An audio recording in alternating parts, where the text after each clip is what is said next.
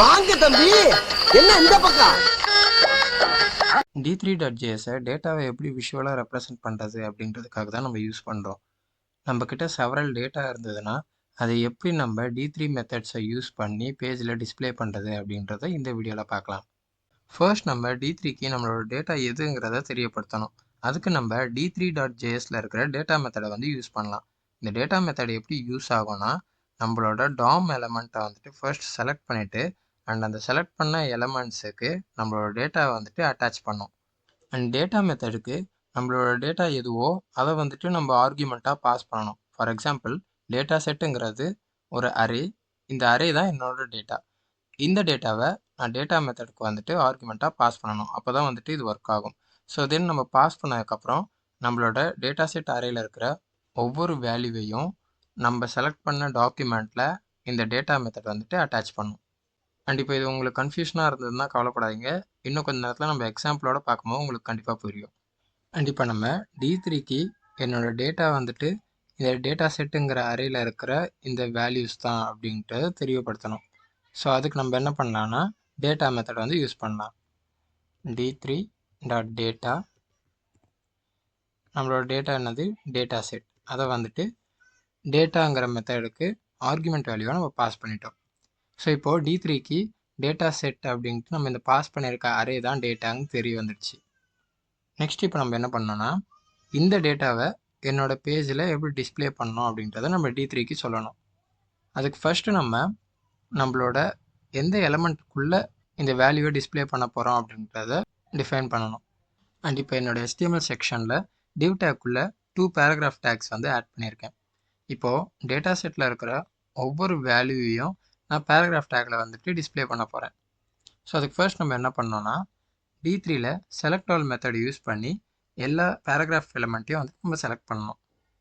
So D3.select all, என்ன element select பண்ண போகிறோமோ அதை டபுள் கோட்ஸில் ஆர்குமெண்ட்டாக பாஸ் பண்ணணும். ஸோ நம்ம பேராகிராஃப் டேக் செலக்ட் பண்ண போகிறதால P டேக். ஸோ இதை D3.select_all.data அப்படி கொடுக்கறதுக்கு உங்களுக்கு கொஞ்சம் கன்ஃபியூஷனாக இருந்ததுன்னா நீங்கள் டேரெக்டாக செலக்ட் பண்ணுறதை ஒரு வேரியபிளில் ஸ்டோர் பண்ணிவிட்டு அதே மாதிரி டேட்டாவை அசைன் பண்ணுறதை செப்பரேட்டாக ஒரு வேரியபிள் ஸ்டோர் பண்ணலாம். இந்த மாதிரி selected elements data assigned equal to D3.data. So இந்த மாதிரியும் நீங்கள் கொடுத்துக்கலாம். பட் நமக்கு கொஞ்சம் ஈஸியாக இருக்கணுங்கிறதுக்காக, நம்பர் ஆஃப் லைன்ஸ் ரெடியூஸ் பண்ணுறதுக்காக நான் இந்த மாதிரி டாட் நோட்டேஷன் யூஸ் பண்ணுறேன். ஸோ இப்போது நம்ம எல்லா பேராகிராஃப் டேக்கையும் செலக்ட் பண்ணியிருக்கோம். ஸோ இந்த செலக்ட் ஆல் மெத்தட் ஒரு அரே ரிட்டர்ன் பண்ணோம். அண்ட் டேட்டா டேட்டா செட் தான் அப்படின்ட்டு நம்ம D3க்கு சொல்லிட்டோம். இப்போது டேட்டா செட்டில் ABC அப்படின்ட்டு 3 வேல்யூஸ் இருக்குது. செலக்ட் ஆல் மெத்தட் ரிட்டர்ன் பண்ண அரேயில் 2 பேராகிராஃப் டேக் தான் இருக்கும். ஏன்னா நம்ம 2 பேராகிராஃப் டேக் தான் நம்மளோட HTML வச்சுருக்கோம். ஸோ அதனால் 2 பேராகிராஃப் டேக் ரிட்டர்ன் ஆகிருக்கும்.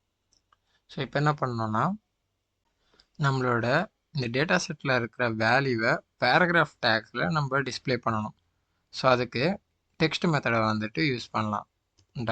.text. அண்ட் இப்போது நீங்கள் டேரெக்டாக டெக்ஸ்ட் மெத்தடை கால் பண்ணிங்கன்னா உங்களுக்கு ஸ்க்ரீனில் எதுவுமே தெரியாது.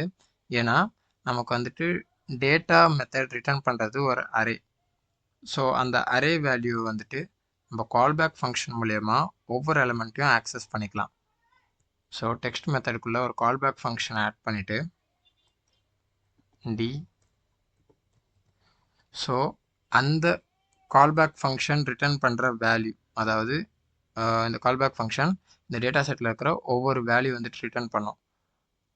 ஸோ அதை நம்மளோட பேராகிராஃப் டேக் நம்ம அசைன் பண்ணலாம். சேவ் பண்ணுறேன்.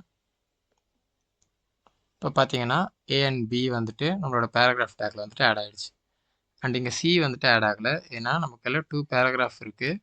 அதனால் A and B மட்டும், அந்த ஃபர்ஸ்ட் 2 வேல்யூ மட்டும் நம்மளோட பேராகிராஃப் டேக்கில் டிஸ்பிளே ஆகுது.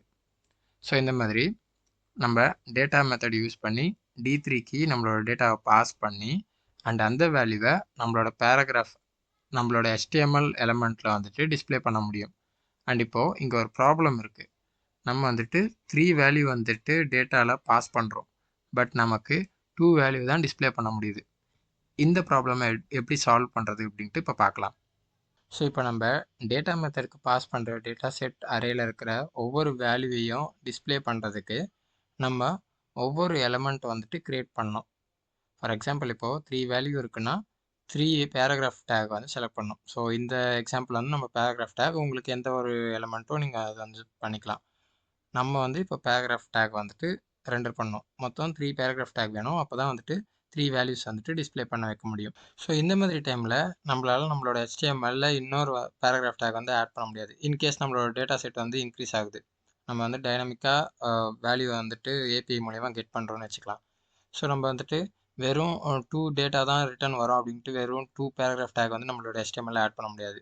நமக்கு கிடைக்கிற டேட்டா எவ்வளோ வேணாலும் இருக்கலாம். ஸோ இந்த அரேயோட லென்த்தை வந்துட்டு நம்மளால் சொல்ல முடியாது. அந்த டேட்டாவோட லென்த் வந்து தெரியாது. ஸோ அந்த மாதிரி டைமில் என்ன பண்ணலான்னா, D3யில் இருக்கிற என்டர் மெத்தட் வந்து யூஸ் பண்ணலாம். D3 என்டர் மெத்தட் என்ன பண்ணோன்னா, நம்மளோட டேட்டா செட்டில் எத்தனை வேல்யூ இருக்குன்ட்டு பார்க்கும். ஸோ அத்தனை வேல்யூக்கும் ஏற்ற இந்த HTML எலமெண்ட் இருக்கா அப்படின்னு கம்பேர் பண்ணோம். இன்கேஸ் நம்மளோட டேட்டா செட் வந்துட்டு நம்மளோட எலமெண்ட்டை விட அதிகமாக இருந்ததுன்னா, இந்த என்டர் மெத்தட் ஒரு நியூ எலமெண்ட்டை வந்துட்டு க்ரியேட் பண்ணோம். ஃபார் எக்ஸாம்பிள் இப்போது நம்ம கேஸில் பார்த்தீங்கன்னா டேட்டா செட் வந்துட்டு 3 வேல்யூஸ் வந்து இருக்குது. பட் நம்மளோட எலமெண்ட் வந்துட்டு 2 தான் இருக்குது, HTML element. So enter method என்ன பண்ணோம்னா, டேட்டா செட்டை விட நம்மளோட HTML எலமெண்ட் வந்துட்டு கம்மியாக இருக்குங்கிறதால அதுக்கேற்ற மாதிரி, ஸோ இந்த அரேயோட லென்த் வந்து 3 அப்போது வந்துட்டு 3 எலமெண்ட் நமக்கு தேவைன்ட்டு இன்னொரு பேராகிராஃப் டேக் வந்துட்டு க்ரியேட் பண்ணிவிடும். இன்னொரு HTML எலமெண்ட் வந்துட்டு க்ரியேட் பண்ணும். ஸோ இது எப்படி பண்ணுறதுன்ட்டு இப்போ பார்க்கலாம். சிம்பிளாக என்டர் மெத்தடை கால் பண்ணிவிட்டு, இப்போ என்ன ஆகும்னா, இந்த என்டர் மெத்தட் நம்ம என்ன எலமெண்ட்டை செலக்ட் பண்ணியிருக்கோம், பேராகிராஃப் எலமெண்ட், அதை வந்து செக் பண்ணோம். ஸோ நமக்கு வந்துட்டு 2 வேல்யூஸ் வந்து ரிட்டர்ன் ஆகும். அண்ட் டேட்டா செட்டில் நம்ம என்ன வேல்யூ பாஸ் பண்ணியிருக்கோம், டேட்டா செட்டுங்கன்னு ஒரு அரே பாஸ் பண்ணியிருக்கோம். அதில் வந்துட்டு அதோட லென்த் வந்து 3. ஸோ இது செக் பண்ணி கம்பேர் பண்ணும்போது நம்மளோட HTML எலமெண்ட் வந்துட்டு கம்மியாக இருக்குன்ட்டு என்டர் மெத்தடுக்கு தெரிஞ்சிடும். ஸோ அதனால் அதுக்கேற்ற மாதிரி இப்போ இங்கே 3ங்கிறதால நமக்கு வந்து 3 பேராகிராஃப் எலமெண்ட் தேவைன்ட்டு இதுக்கு தெரியும், என்டர் மெத்தடுக்கு தெரியும். ஸோ அதனால் இன்னொரு எலமெண்ட் வந்துட்டு க்ரியேட் பண்ணிவிடும். அண்ட் இப்போது நமக்கெல்லாம் எலமெண்ட் இருக்குது, அதை வந்துட்டு நம்மளோட HTML டாக்குமெண்ட்டில் நம்ம அப்பெண்ட் பண்ணணும். அப்போ தான் அதை வந்து நம்மளால் டிஸ்ப்ளே பண்ண முடியும். இப்போது அதுக்கு அப்பெண்ட் மெத்தட் வந்து கால் பண்ணலாம். அப்பெண்ட் நம்ம என்ன எலிமெண்ட்டை அப்பெண்ட் பண்ண போகிறோம், பேராகிராஃப் எலிமெண்ட். ஸோ அதனால் P அப்படின்ட்டு ஆர்குமெண்ட்டில் பாஸ் பண்ணுறேன். அண்ட் அதுக்கு வந்துட்டு நம்ம டெக்ஸ்ட்டை வந்துட்டு ரெண்டர் பண்ணோம். ஸோ நம்ம எலிமெண்ட் வந்துட்டு க்ரியேட் பண்ணிட்டோம். பட் அதுக்கு வந்துட்டு டெக்ஸ்ட்டை வந்துட்டு டிஸ்ப்ளே பண்ணணும். அந்த பேராகிராஃப் எலிமெண்ட்டுக்குள்ளே ஒரு டெக்ஸ்ட்டை வந்து டிஸ்ப்ளே பண்ணுறதுக்காக நம்ம டெக்ஸ்ட் மெத்தடை வந்துட்டு கால் பண்ணலாம். அண்ட் சேம் அதே மாதிரி கால் பேக் ஃபங்க்ஷனை கால் பண்ணி அந்த வேல்யூ வந்துட்டு ரெண்டர் பண்ணலாம். ஸோ இப்போ பார்த்தீங்கன்னா தேர்ட் எலமெண்ட்டும் வந்துட்டு க்ரியேட் ஆகிடுச்சு. அண்ட் நம்மளோட HTML டாக்குமெண்ட்டில் வந்துட்டு அப்பெண்ட் ஆகிடுச்சு. பட் இங்கே பார்த்தீங்கன்னா A and B வந்துட்டு கொஞ்சம் லெஃப்ட் சைடில் ஸ்பேஸ் வச்சுருக்க மாதிரி தெரியுது. பட் C வந்துட்டு லெஃப்ட் கார்னரில் வந்துட்டு ப்ளேஸ் ஆகிருக்கு. ஸோ இது ஏன்னா நம்ம இந்த பேராகிராஃப் டேக்ஸை வந்துட்டு டிவ் டேக்குள்ளே கொடுத்துருக்கோம். டிவ் டேக்கு சில ஸ்டைல் வந்துட்டு அப்ளை ஆனதால் இங்கே பேடிங் இருக்குது. பட் C வந்துட்டு நம்ம எந்த இடத்துல அப்பெண்ட் பண்ணுறவங்ககிட்டே ஸ்பெசிஃபை பண்ணலை. ஸோ அதனால் டேரெக்டாக நம்மளோட HTML டாக்குமெண்ட்டில் அப்பெண்ட் ஆகிடுச்சு. ஸோ இது வந்துட்டு நம்ம இன்ஸ்பெக்ட் டூலில் பார்க்கலாம். HTML எக்ஸ்பேண்ட் பண்ணுறேன். ஸோ பார்த்தீங்கன்னா பாடி டேக்கும் வெளியே வந்துட்டு அப்பெண்ட் ஆகிருக்கு. ஸோ பாடி டேக்குள்ளே தான் டிவ்க்குள்ளே நம்மளோட மற்ற 2 பேராகிராஃப் இருக்குது. பட் இந்த நம்ம தேர்ட் க்ரியேட் பண்ண அந்த D3 மெத்தட் யூஸ் பண்ணி நம்ம க்ரியேட் பண்ண அந்த எலமெண்ட் பாடி டேக்கு வெளியில் வந்துட்டு அப்பெண்ட் ஆகிருக்கு. ஸோ அதனால தான் நமக்கு இந்த மாதிரி ஸ்டைலிங் இஷ்யூ இருக்குது. ஸோ இப்போ நம்ம என்ன பண்ணோன்னா, எந்த இடத்துல நான் க்ரியேட் பண்ண இந்த தேர்ட் எலமெண்ட்டை நீ வந்துட்டு ஆட் பண்ணணும், அப்பெண்ட் பண்ணணுங்கிறத நம்ம இந்த D3 மெத்தட் யூஸ் பண்ணியே ஸ்பெசிஃபை பண்ணிடலாம். ஸோ அதுக்கு ஃபர்ஸ்ட் நம்ம என்ன பண்ணால் D3.select நம்ம மற்ற பேராகிராஃப் டேக் எதுக்குள்ளே இருக்குது, டிவ் டேக்குள்ளே இருக்குது. ஸோ அதனால் ஃபர்ஸ்ட் செலக்ட் டிவ். ஸோ இந்த இடத்துல ஒரே ஒரு டிவ் இருக்கிறதால நான் டிவ்வும் டேரெக்டாக கொடுக்குறேன். பட் இன்கேஸ் நம்ம வந்துட்டு ஒரு பிகர் ப்ராஜெக்டில் ஒர்க் பண்ணுறோன்னா அப்போ நம்ம கிளாஸ் நேமோ இல்லை ஐடி நேமோ கொடுத்து அதை வந்துட்டு செலக்ட் பண்ணிக்கலாம். ஸோ இப்போ நான் என்ன சொல்லியிருக்கேன், d3.select div. ஃபஸ்ட்டு டிவ்வை வந்துட்டு செலக்ட் பண்ணு அப்படின்னு சொல்லியிருக்கேன். ஒரே ஒரு டிவ் தான் இருக்குது, அதனால் அதை கரெக்டாக செலக்ட் பண்ணிடும். அண்ட் அதுக்கப்புறம் select all paragraph take. Paragraph take எத்தனை இருக்குது? 2 தான் இருக்குது. அந்த டிவ்க்குள்ளே 2 பேராகிராஃப் டேக் தான் இருக்குது, அதை வந்து செலக்ட் பண்ணியிருக்கோம். அண்டு டேட்டாவில் வந்து பார்த்தீங்கன்னா நம்ம டேட்டா செட் அரே வந்துட்டு பாஸ் பண்ணுறோம். நம்ம செலக்ட் பண்ணியிருக்க பேராகிராஃப் டேக்ஸ் வந்துட்டு 2, நம்ம பாஸ் பண்ணியிருக்க டேட்டா வந்து 3. ஸோ அதனால் என்டர் மெத்தட் என்ன பண்ணோன்னா, நமக்கு இன்னொரு பேராகிராஃப் எலமெண்ட் வந்து தேவை அப்படின்னு சொல்லிட்டு இன்னொரு நியூ எலமெண்ட் வந்து க்ரியேட் பண்ணிடும். அண்ட் அந்த க்ரியேட் பண்ண எலமெண்ட் என்ன அப்படின்றதையும் அதை வந்துட்டு நீ அப்பெண்ட் பண்ணோம் அப்படின்னு சொல்கிறதுக்காக அப்பெண்ட் மெத்தடை கால் பண்ணி அது வந்துட்டு ஒரு பேராகிராஃப் டேக் அப்படின்னு நமக்கு சொல்லியிருக்கோம். அண்ட் அந்த பேராகிராஃப் டேக் டேரெக்டாக ஆட் பண்ணோன்னா அதுக்குள்ளே டெக்ஸ்ட் எதுவுமே இருக்காது. ஸோ அதனால் டெக்ஸ்ட் மெத்தடை கால் பண்ணி கால்பேக் ஃபங்க்ஷன் மூலயமா நம்மளோட டேட்டா செட்டில் இருக்கிற வேல்யூ வந்துட்டு நம்ம அந்த பேராகிராஃப் எலமெண்ட்டுக்கு வந்துட்டு அசைன் பண்ணுறோம். ஸோ அதனால் சி அப்படின்ட்டு அந்த நியூவாக க்ரியேட் ஆன பேராகிராஃப் எலமெண்ட்டுக்கு வந்துட்டு வேல்யூ வந்துட்டு அசைன் ஆகிடுச்சு. இப்போ பார்த்தீங்கன்னா நம்ம டிவ் டேக்குள்ளே பேராகிராஃப் டேக்கை அசைன் பண்ணோன்னு சொன்னதால் டிவ் டேக்குள்ளே பேராகிராஃப் டேக் போயிடுச்சு. ஸ்பேஸிங் வந்துட்டு எல்லா எலமெண்ட்டும் சேமாக இருக்குது. அண்ட் இப்போது ஏபிசி 3 வேல்யூஸும் நம்மளோட HTML டாக்குமெண்ட்டில் வந்துட்டு டிஸ்பிளே ஆகுது. இப்போ இன்ஸ்பெக்டில் போய் பார்க்கலாம். HTMLக்குள்ளே பாடி டேக்குள்ளே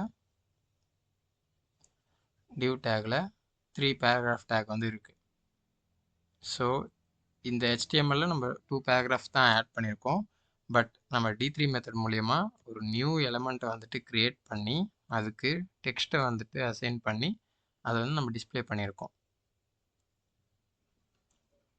அண்ட் இந்த வீடியோவில் D3யோட டேட்டா மெத்தடையும் அண்ட் என்டர் மெத்தடையும் பற்றி லேர்ன் பண்ணியிருப்பீங்க. அண்ட் இதே மாதிரி இன்னும் நிறைய D3 ரிலேட்டட் கண்டென்ட் வந்து நான் அப்லோட் பண்ண போகிறேன். So keep supporting. Thanks for வாட்சிங்.